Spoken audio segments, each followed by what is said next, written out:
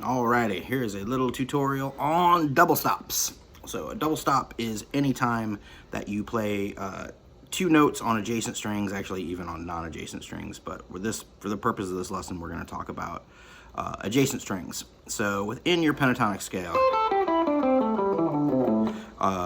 there's what I call the double stop scale, and it's a mixture of a bunch of different scales kind of put together, but we're just going to call it a double stop scale. So all it is you're going to bar across the 8th fret with your pinky, and you're going to be barred across the 5th fret here with your first finger, and you'll bar across the 7th fret with your 3rd finger, or you can just move that number. It's basically so 8, 7, 5 across B and E.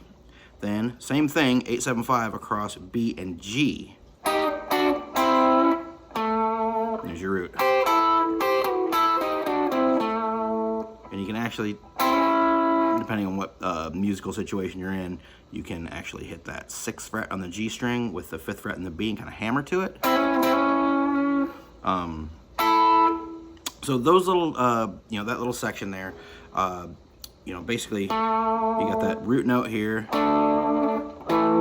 You can play those two, but they don't get as much use. And I kind of will, when I'm doing double stops, I'll kind of stay on the top 4 strings, and I might play single notes here on 5 and 7 on D.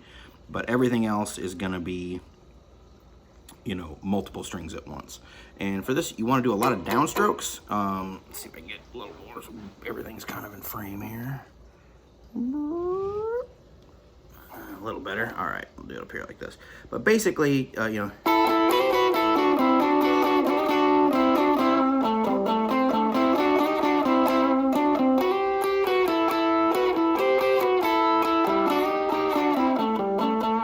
stuff like that, you can get way more aggressive with it. That's kind of your Chuck Berry stuff. One of the big Chuck licks is you bend that 7th fret on the G string, and then you kind of pick through it, or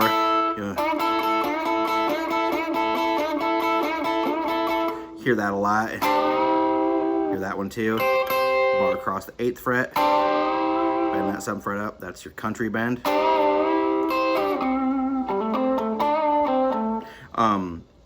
Real good stuff, but then you have 2 other things that are really important for this, and they are called smears. And those are on the 5th fret on the B and G strings, and the 7th fret on the B and G strings. When you do it on the 5th fret, you kind of just give it a little tweak. Then on the 7th fret, I'm sure you've heard that.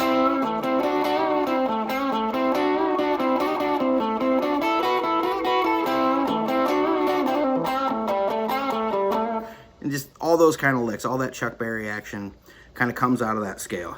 8, 7, 5, B and E, 8, 7, 5, B and G. A lot of slides between that 8 and 7.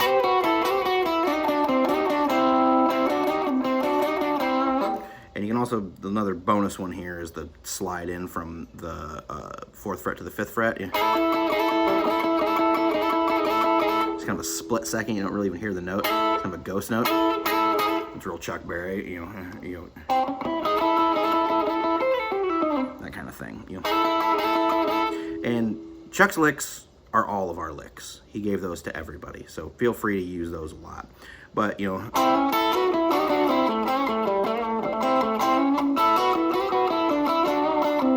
just stuff like that.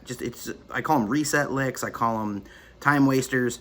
Usually if I get in a jam when I'm improvising, I'll just kind of rip into some of those.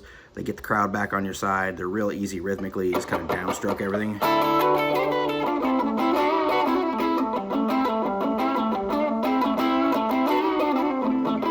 It's just all that kind of stuff. You just get a language with it and be able to kind of just mix and match that stuff. They're really fun. They sound great, and they kind of, are real authentic sounding rock licks. So mess around with those a little bit and see what happens. Okay, bye.